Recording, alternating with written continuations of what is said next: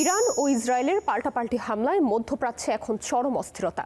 এই পরিস্থিতির সবচেয়ে বড় প্রভাব পড়েছে আকাশপথে।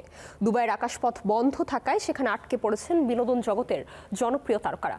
আতঙ্কের মধ্যে দিন কাটাচ্ছেন সবাই। কে কোথায় আটকে আছেন, কি বলছেন তারা?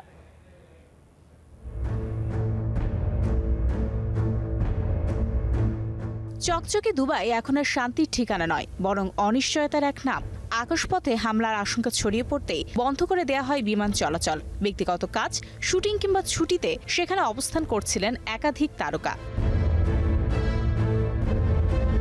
সবচেয়ে বেশি উদ্বেগের খবর এসেছে টলিউড থেকে। ছেলে ইউভানকে নিয়ে দুবাই আটকে পড়েছেন অভিনেত্রী শুভশ্রী গাঙ্গুলি। স্বামী পরিচালক রাজ চক্রবর্তী জানিয়েছেন, তারা হোটেলে নিরাপদ থাকলেও পরিস্থিতি নিয়ে যথেষ্ট উদ্বিগ্ন। ঘন ঘন ফ্লাইট বাতিলের ঘোষণায় অনিশ্চয়তা বাড়ছে বলেও জানিয়েছেন তিনি।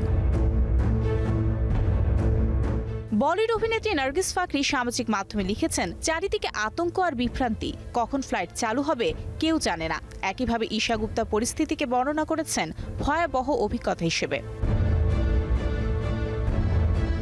অভিনেত্রী সোনাল চৌহান সরাসরি ভারতের প্রধানমন্ত্রী নরেন্দ্র মোদীর কাছে সহায়তার আবেদন জানিয়ে লিখেছেন, বিদেশে আটকে পড়া নাগরিকদের দ্রুত দেশে ফেরানোর ব্যবস্থা নেওয়া হোক।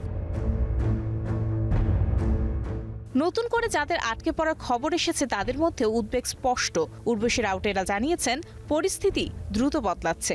জয় ভানুশালী পরিবারের সঙ্গে নিরাপদে থাকলেও বলেছেন, অপ্রত্যাশিত এই পরিস্থিতি সত্যিই চিন্তার। পাকিস্তানি অভিনেত্রী মাহিরা খান নিকটযন্ত্রের মাধ্যমে জানিয়েছেন, তিনি ইভেন্ট শেষে দেশে ফিরতে না পেরে হোটেলেই অবস্থান করছেন।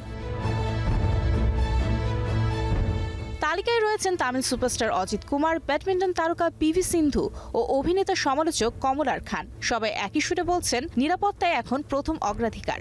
তবে অনিশ্চয়তার এই অপেক্ষা মানসিকভাবে ক্লান্তিকর।